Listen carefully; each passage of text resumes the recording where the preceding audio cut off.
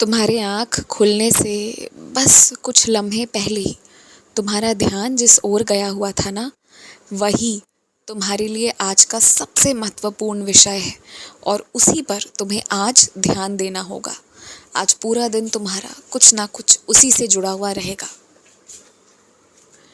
और एक बात पता है, कुछ लोग तुम्हें इतना प्यार करते हैं, तुम्हारे व्यवहार के कारण तुम्हें इतना सम्मान देते हैं कि वो ना तुम्हारे जिस काम के लिए तुम्हें जितना भी उन्होंने अच्छा कहा है, उससे ज़्यादा अच्छा वो तुम्हारे लिए लिखने वाले, उससे ज़्यादा शाबाशियाँ वो तुम्हें देने वाले, जिसके कारण जब कोई आगे चलकर तुम्हारे चरित्र, तुम्हारे काम धंधे के बारे में पढ़े ना, तो उसे कुछ बहुत अच्छा पढ़ने को मिले, कुछ बहुत अच्छा वो तुम्हारे लिए लिखने जा रहे हैं। और तुम्हारे ऊपर ना गुरुजनों का विशेष आशीर्वाद है, इसलिए नहीं कि तुम आज्ञाकारी हो, बल्कि इसलिए भी कि तुम शांति से, विनम्रता से बात सुनते हो और उसे सुलझाने की कोशिश करते हो। तुम किसी भी समस्या का समाधान आराम से सोच समझकर बातचीत के माध्यम से निकालना बेहतर समझते हो। वरना कुछ ऐसे भी लोग हैं जो तुम्हारे साथ ही हैं, पर वो झगड़े करके, यहाँ तक कि मार पीट भर भी उतरने को तैयार रहते हैं। तो उन्हें ये फ़र्क देखकर, तुम्हारा स्वभाव देखकर बहुत अच्छा लगता है और तुम्हारे स्वभाव के कारण ही लोग तुम्हारी ओर आकर्षित होते हैं। तुम्हारा स्वभाव, तुम्हारा मन, तुम्हारे विचार और तुम्हारी ध्वनि, जो इन सब के कारण बहुत पवित्र होकर निकलती है, यही कारण है कि सबका तुम्हारी ओर खिंचाव हो जाता है। पता नहीं क्यों, पर मुझे ऐसा लग रहा है ना कि तुम्हारे आत्मविश्वास में कुछ कमी सी हो गई है। तुम अपने आप को थोड़ा सा पहले से खुद पीछे कर दिए हो। कहीं ना कहीं तुम जितने अच्छे थे या जितने अच्छे तरीके से जो कर पा रहे थे वो तुम नहीं किए हो। लेकिन तुम्हें पता है ये आत्मविश्वास की कमी कहाँ से आई है? ऐसा पहली बार है कि जहाँ गलती तुम्हारे मन की या तुम्हारे सोच की नहीं है, बल्कि कमी तुम्हारे मेहनत में है। तुमने कम ध्यान दिया। तुम्हें जितना मेहनत करना था, तुम्हें जो जैसे करना था, उससे कई गुना कम तुमने मेहनत किया है।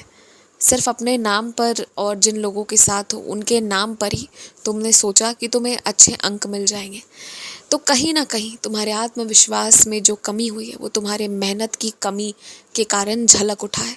तो अब से मैं तुम्हें यही कहना चाहता हूँ कि समय रहते ही अपने काम को पूरे कर लो।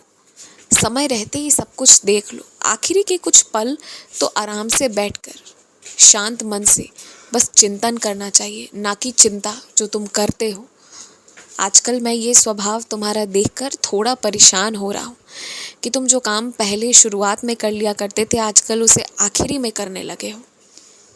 तो इसलिए अपने इस बदलते स्वभाव पर ध्यान दो और अपनी इस आदत को यहीं पर रोक लो और अच्छी आदत जल्दी से जल्दी डाल लो। तुमने मुझसे कुछ कहा था ना कि बाबा मेरा ये काम नहीं हो पाता, आप करवाओ। तो मैं वो काम करवाने के लिए उन सारी चीज़ों को तुम्हारे सामने लाकर रख दिया था। तुम्हारे सामने लाकर रख देने के बावजूद भी यदि तुम अपना हाथ चलाओगे नहीं, यदि तुम थोड़ी सी मेहनत करोगे नहीं, तो बताओ मैं कैसे करवाऊँ।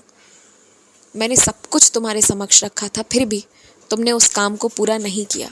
मैं दोबारा आज वही मौका दूंगा तुम्हें, लेकिन मैं चाहता हूँ कि इस बार तुम आलस को त्याग करो और उस काम को पूरा करो।